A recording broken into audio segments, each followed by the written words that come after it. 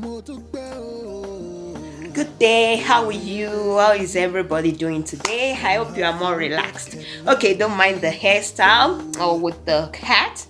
The trick is I haven't done my hair. It's a little bit rough and they're not allowing the hairdressers to open. So I can't really do anything. I'm kind of limited.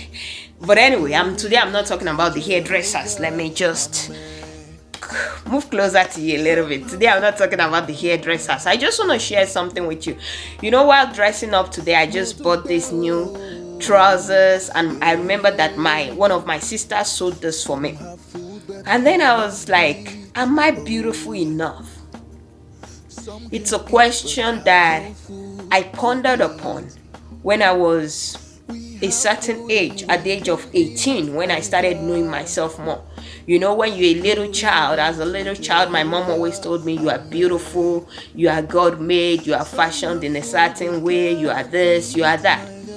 But then the more you grow up and then people start having boyfriends, they start going into a relationship, and then your friends are taking, they will tell you, who have got a boyfriend, and then you have nothing. You ask yourself, am I really beautiful enough? Then I started looking at my body. I'm like, yo, I'm so thin. I'm very thin. And no matter the amount of food I eat, I'm still very thin. And then I'm like, I'm also dark in complexion, because most of my friends were fair in complexion and they easily get a man. And then I realized also that I haven't got the ATM, what we call the African time machine. As a woman, go and look for your ATM. My ATM is not conversion coffee like we should put it. So then I started questioning the fact that, am I beautiful? And then the more I got into a relationship, I started getting into the wrong relationship with my exes. I was getting into it because I wanted their attention. I was getting into it because I feel if I get their attention, that means they love me.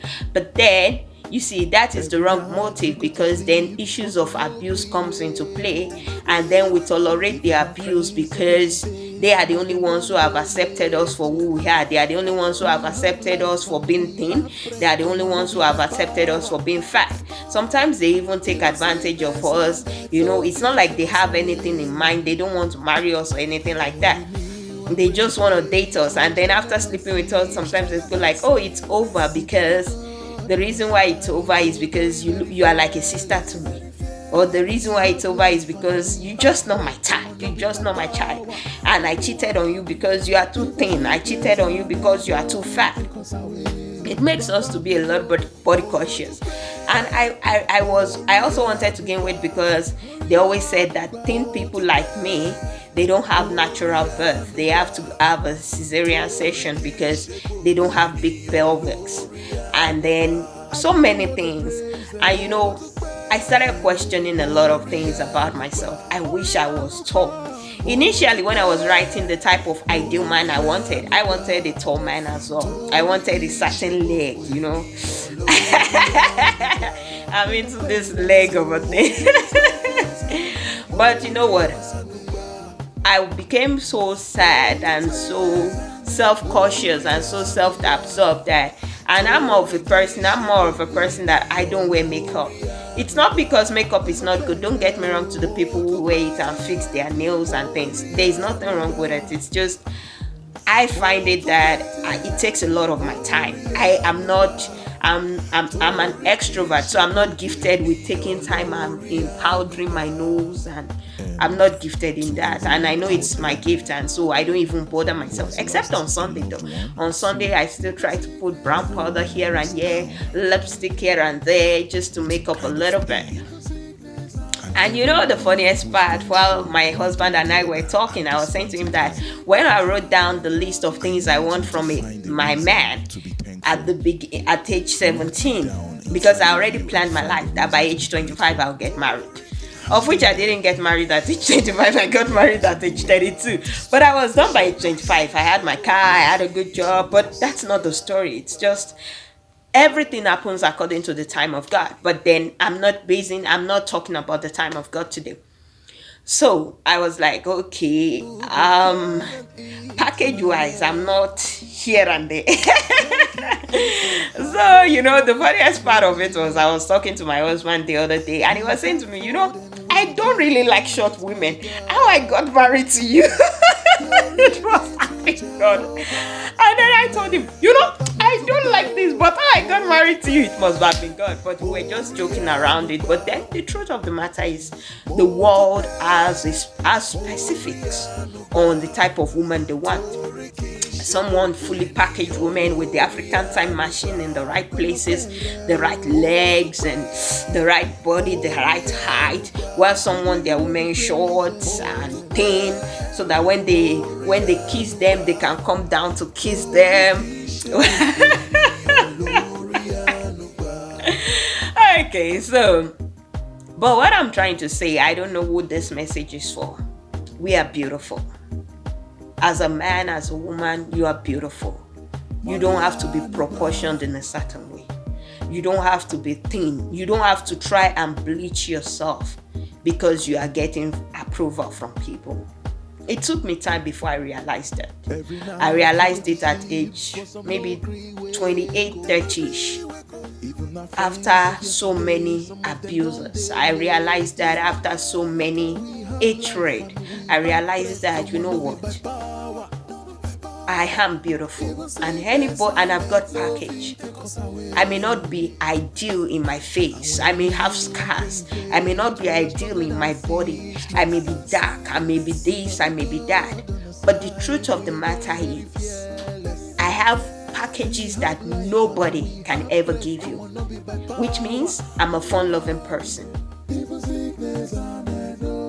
Anybody who gets in contact with me, if you want to achieve your dream, I will make you achieve your dreams.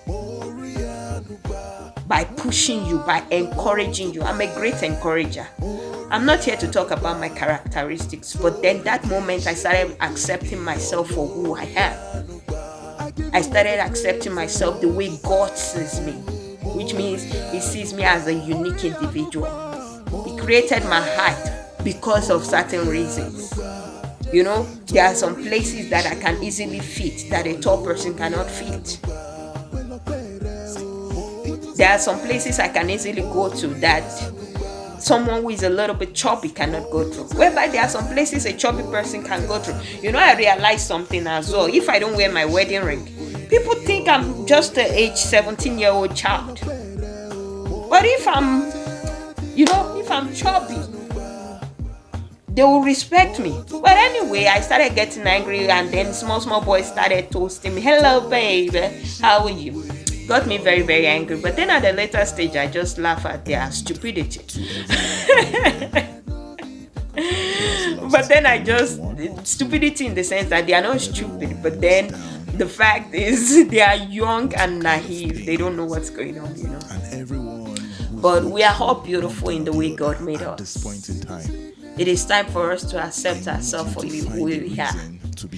I once had a friend in high school. She was an albino, and she was so loving. She was so loving. She didn't care. She took care of herself. And then, if she can treat herself that way, why not me? What is the package that you have to offer to the world?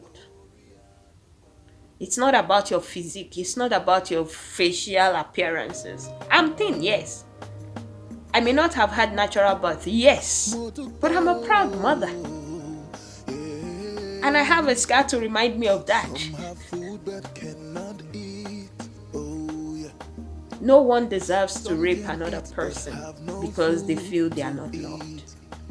No one deserves to abuse another person because the person is not packaged the way you want. If they are not packaged the way you want, why don't you just leave them alone? Because the moment you stop accepting yourself for who you are, then your self-image goes down. And then you would always look for someone to justify it and say, you are beautiful, you are smart, you are clever, you are this, you are that. It took me time. Don't let it take you your time. It's time to arise and say, you know what? I am beautiful. I am highly skilled.